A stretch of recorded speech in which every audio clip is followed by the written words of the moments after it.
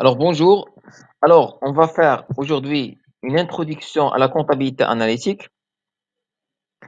Avant, on doit tout d'abord faire une comparaison entre la comptabilité analytique et la comptabilité générale et voir les points de différence entre les deux.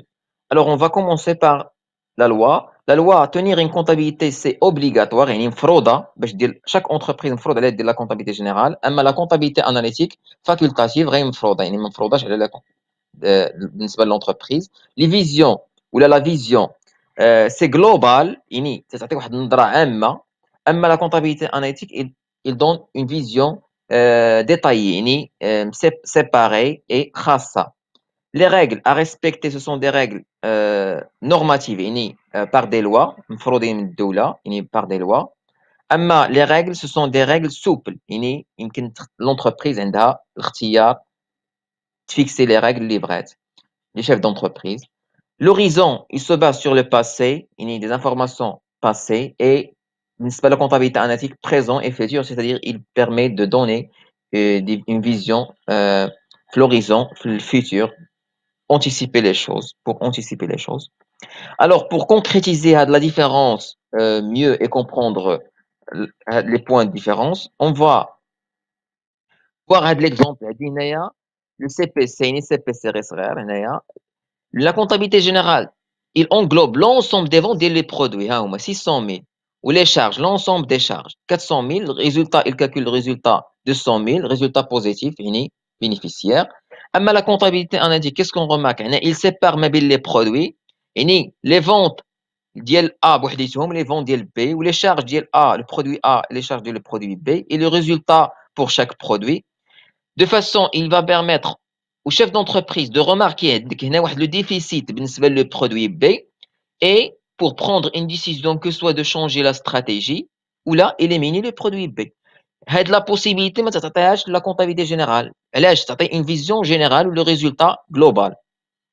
Alors auparavant on a la comptabilité analytique appelée comptabilité des coûts, les coûts c'est l'ensemble des charges. ما يمكنش نخدم la comptabilité analytique sans se baser à la comptabilité, les charges de la comptabilité générale. Les charges de la comptabilité analytique, ils se basent est lié à la comptabilité générale. Les charges de la comptabilité générale, هما les charges non incorporables et les charges incorporables. شنو هما les charges non incorporables? Ce sont des charges non liées au coût de production et ما تأثروش على le coût de production, ils n'influencent pas le coût de production. أما les charges incorporables, ce sont des charges qui influencent le coût de production, le coût de production.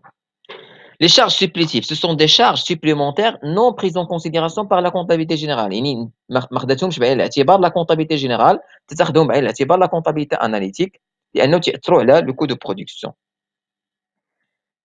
Les charges de la comptabilité analytique هما les charges incorporables et les charges supplétives. De façon, il va séparer les charges directes et les charges indirectes. كيفاش؟ Les charges directes, ce sont des charges qui influencent directement بطريقة مباشرة على le coût de production. أما les charges indirectes, ce sont des charges qui influencent indirectement بطريقة غير مباشرة تأثروا على le coût de production. On va voir les charges non incorporables. Les charges non incorporables, قلنا هما les charges qui n'influencent pas le coût de production. بحالاش؟ بحال les amortissements des immobilisations en non-valeur, les provisions pour risques et charges, et les charges d'exercice antérieurs, يعني اللي فاتوا, et les impôts sur les résultats, et les charges non courantes. Alors, on a les formules. Les formules suivantes.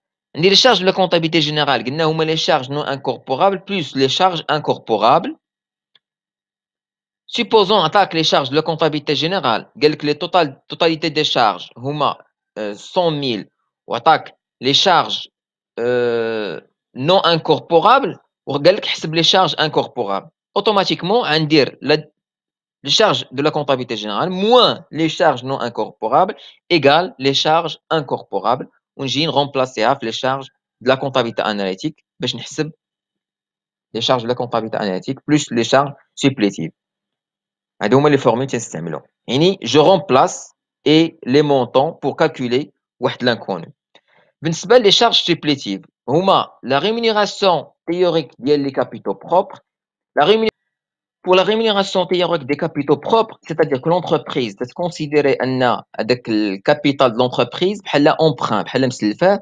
إلا كانت مسلفة هذاك الكابيتال غتخلص عليه des intérêts. C'est ce qu'on appelle rémunération théorique de capitaux propres. أما la rémunération du travail de l'exploitant هو on rémunère la rémunération هي بحال تخلص la personne qui a créé l'entreprise. تعتبره بحال salarié, c'est-à-dire on doit lui accorder une rémunération de travail بحال خدام في وسط l'entreprise. On va voir un exemple. عندي l'exemple هنايا ديال l'entreprise X individuelle au capital 500 000. La rémunération de capital est de 12% l'an. يعني العام. حنا تنعرفوا أن la comptabilité analytique il est mensuel chaque mois. La rémunération de l'exploitant هي 10 000 dirhams. Pour calculer les charges supplétives, automatiquement, 500 000 fois 12 elle a 100 la part sur 12. علاش؟ لأن mensuel هي 5000 plus 10 000 ديال l'exploitant. يعني la charge supplétive هي 15 000 dirhams. Alors maintenant, on va passer pour les charges directes et les charges indirectes. Les charges directes, قلنا هما les charges liées directement au coût de production, liées directement بطريقة مباشرة بحال l'achat de matières premières, بحال la main d'œuvre directe. Les charges indirectes, ce sont des charges liées indirectement au coût de production, بحال les autres charges externes, les impôts et taxes, les dotations d'exploitation, une partie des charges de personnel et dotations financières. Merci.